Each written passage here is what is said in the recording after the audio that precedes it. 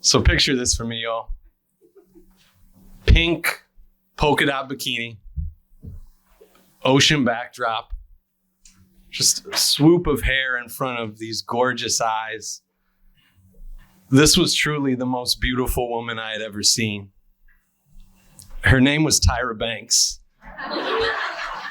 And I was staring at the cover of the 1997 Sports Illustrated swimsuit edition. So when I met her 10 years after that, it wasn't a coincidence. In fact, it was a carefully orchestrated plan. Because as a New York City public school teacher, summers were awesome. I had all the time in the world, but absolutely zero money.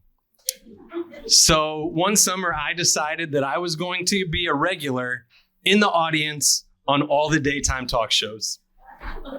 I sat in the front row at the David Letterman show. I got to hug the cast of American Pie at the Wendy Williams show. I even took the short train ride to Stamford, Connecticut to hear the infamous words of Maury Povich. You are not the father. But the pinnacle, the culmination of this summer was going to be the Tyra Banks show. And I got tickets.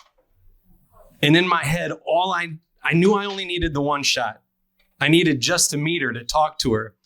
Because, yeah, she was 10 years older than me, but who wouldn't want a cute, charming, professional special education teacher from Nebraska? So the morning finally came, and damn, was I ready. I walked into her Chelsea studio and was immediately surrounded by just a sea of beautiful, beautiful black and brown women waiting to see Tyra. And then there was me. Very quickly, the hype man from the show comes in. Hey, everyone. Today's episode, we are going to reveal the results of the Tyra Show sex poll. So if y'all aren't willing to talk about that in front of TV, you can wait a little later. We're going to need some more audience members. I was in. This was my chance. I didn't hesitate. I walked step by step with this man to a smaller green room where he started to ask some pretty intimate questions. All right, guys. So has any of you ever had sex in public? One woman really bashfully raises her hand, and he hands her a purple cue card with exactly what to say on it.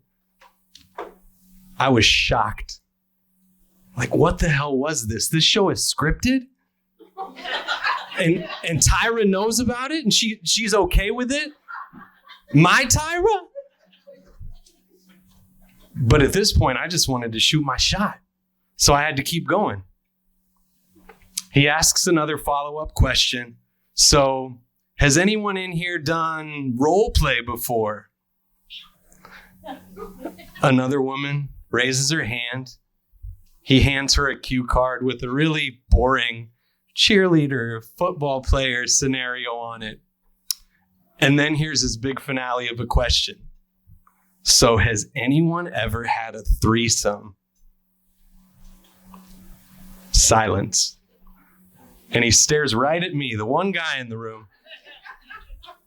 And as much as I want to be on the show, as much as I want to talk to Tyra, I just look at him and say, I'm sorry, man, I haven't. He pauses for a second, looks back at me, and then asks me. This is me, the guy up to this point in his life who had slept with two women, separately, mind you. He asks me a question I'll never forget. He goes, but you could imagine what it'd be like if you did. Absolutely. And he hands me my purple cue card. But I knew that Tyra wasn't going to go for this lame ass story about, oh, I got drunk at a bar and took a couple of girls home. So for the next hour, as I stood in the green room, I made up my own story. And I just replayed it over and over and over again in my head. And then the big moment came. 45 minutes into the show, there in front of me is Tyra Lynn Banks. On her stage in leopard pajamas, sitting atop a bed that's just sprawled across her stage. The audience applause wanes. And she looks at me and she says, according to my Tyra Show sex poll, 75% of people have not had a threesome. But Salvatore, I heard you have. And I proudly, I stand up. She goes, oh, so is it Salvatore or is it Salvatore? It's Salvatore. So Salvatore, tell us. Tyra, this was a long time coming. I had been asking my girlfriend about this for what seemed like forever. And last year, I came home from school, and there she was with one of her girlfriends. It was the best night I ever had. But Tyra, I have to tell you, my relationship after that, it really went downhill quick. Because guess what? That night, I got a little too into her friend. And all of the oohs and ahs from the crowd, told me I killed it. But wait, Tyra wasn't done. She started crawling toward me on this bed like a lioness, and she wanted to keep the conversation going. She goes, oh, Salvatore, I see how it was. You'd had that old booty. You wanted the new booty. I wasn't prepared for this. So instead of cleverly saying, well, actually, what I really want is some Tyra booty,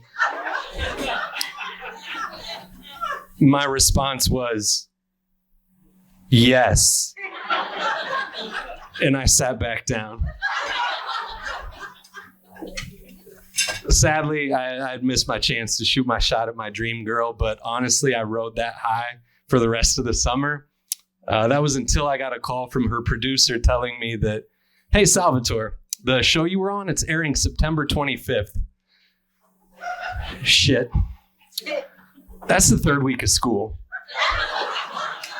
And the Tyra Banks show airs at 3 p.m. in New York City, right as school gets out. So it was no surprise to me that on September 26th, Alicia Acevedo walked into my classroom and had quite a few questions and some accusations. As soon as she walked in the door in front of the whole class, Mr. Negrete, I saw you on the Tyra Banks show last night. Jesus Christ, think, Salvatore, like you can outwit a 10-year-old. No, you didn't, Alicia. Yes, I did. You were wearing the same green sweater and green shirt and green tie that you wear to school every day. God damn it. Alicia, how could it have been me? I taught you all day yesterday. How could I have made it, been on her show at 3 o'clock, and then been back to teach school today? She looked up at me real puzzled, and I knew I had her. Alicia hadn't quite learned the art of the taped episode yet. She was disappointed, but she said, Mr. Negrete, I guess it wasn't you. Probably was just someone that looked like you. You're right, Alicia. Now sit down and do your math work. In the span of 2 months, I had met my childhood crush. I had really dodged a bullet with Alicia. And as hard as it was to be a New York City public school teacher, I will tell you, in this age of social media, it is even harder to be a Washington, D.C. principal. So please, any educators out here, any teachers that came to see me tonight, please, I ask you, do not follow in the footsteps of Mr. Negrete in your search of love. Thank you.